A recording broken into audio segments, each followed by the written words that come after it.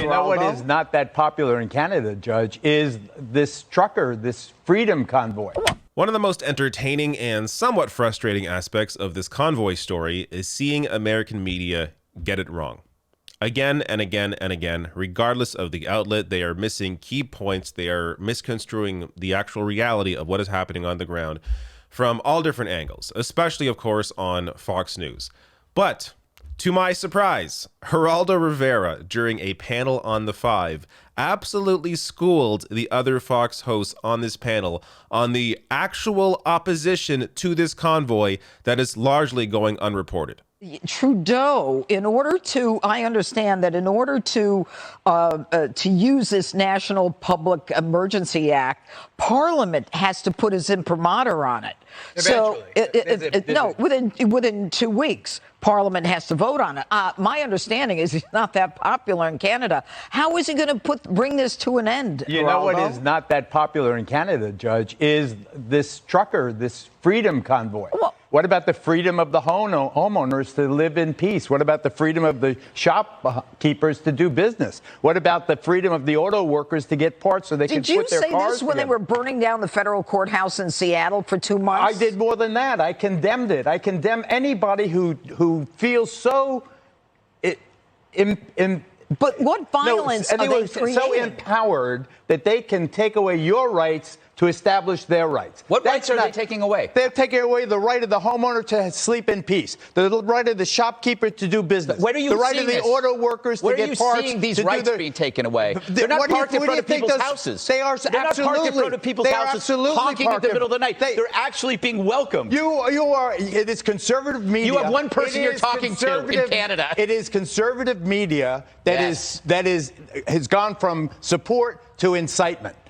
These people are violating the rights of others in Canada. Are you saying we're inciting it? The polls that I see, the Hub, Ledger, Ipsos, these polls all show between 65 and 69% of Canadians oppose these truckers because this has gone on long enough.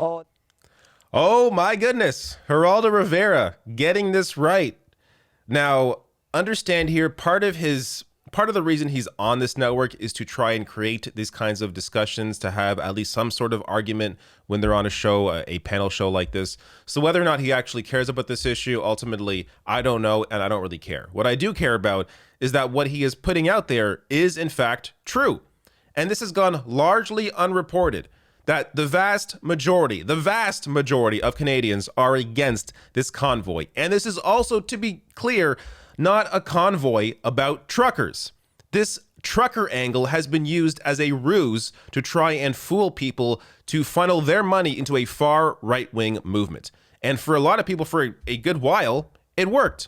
But now people, I think, are beginning to wake up a little more to what this is all about. When they're calling to remove the prime minister, like, I don't like Trudeau either, but you don't form a convoy and take out the prime. Like, that's not how democracy works. You don't do that. So people are now beginning to realize this is not really about health measures. When 90% of truckers are vaccinated, the vast majority of Canadians support vaccine mandates, which, by the way, are only being used in certain cases. So hospital workers, schools, people crossing the border, not, any general vaccine mandate to make everyone vaccinated. But regardless of all that, Canadians support health measures. And I'll get to some more polling on that in a second. Different polls than the one Geraldo even mentioned there. But first, just to put a pin on the trucker, so-called trucker aspect of this serves reminded me of this on Twitter, and I'm kicking myself for not mentioning this sooner, because this is true, and it really helps to expose that this convoy is not about working class truckers. You know what's pretty telling, but not a lot of people know about it? None of the 4 key organizers of the trucker rally are truckers. This should tell you that this is not about working class truckers. When they are not raising issues of wage theft that truckers often face, when they are not raising the issue of how truckers often are misclassified as contractors as opposed to employees, that way their boss can skirt regulators and treat them poorly, none of this is being brought up. No actual working class trucking issue is being brought up in this protest. This is not about truckers. This is a ruse to try and funnel your money into a far right-wing movement when you have 4 organizers here that are part of far right groups and are not truckers. So hopefully this information begins to, get out there a little more. I kick myself for not mentioning this earlier, but it's an important point that this is not about the actual truckers.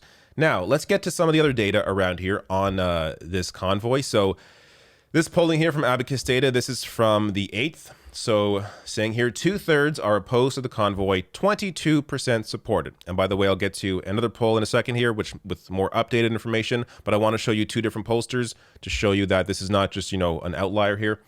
But you see here the opposition / support to the Freedom Convoy. The vast majority of people oppose this convoy.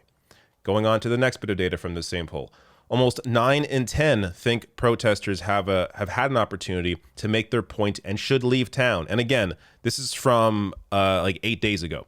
So this view is shared across demographic, regional, and political groups. Even 4 in 10 of those who support the convoy say it's time for them to leave the city. So you see here the question, do you think protesters have had an opportunity to make their point and should leave town? The vast majority of people, 87%, say yes.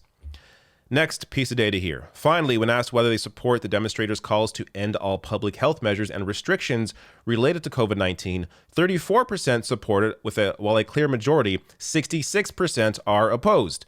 A majority in all age groups and across all political spectrums oppose an end to all public health measures and restrictions related to COVID-19. So you see here, regardless of party, liberal, conservative, NDP, regardless of age, regardless of where they live, the vast majority of people here in the red, they oppose an end to health restrictions, meaning they support these health protections that are currently in place. But this is not what you were hearing from the vast majority of media. Next polling here. This is from Angus Reid. This is from the 14th, so only a couple days ago. What do you think the protesters should do? All respondents say, go home now. So 72%. I'll say go home now. They have made their point. The blue here, 22%, say stay in Ottawa and other protest sites until their demands are met. And again, demands including get rid of the prime minister. And here you have 6% not sure. This one from the same poll. What do you think the protesters should do? This, again, same question, but based on party. So even the Conservative Party, the CPC, Conservative Party of Canada, 53% of them say go home now. They have made their point. When even a majority of conservative voters are telling this convoy to go home, this shows you this is not popular.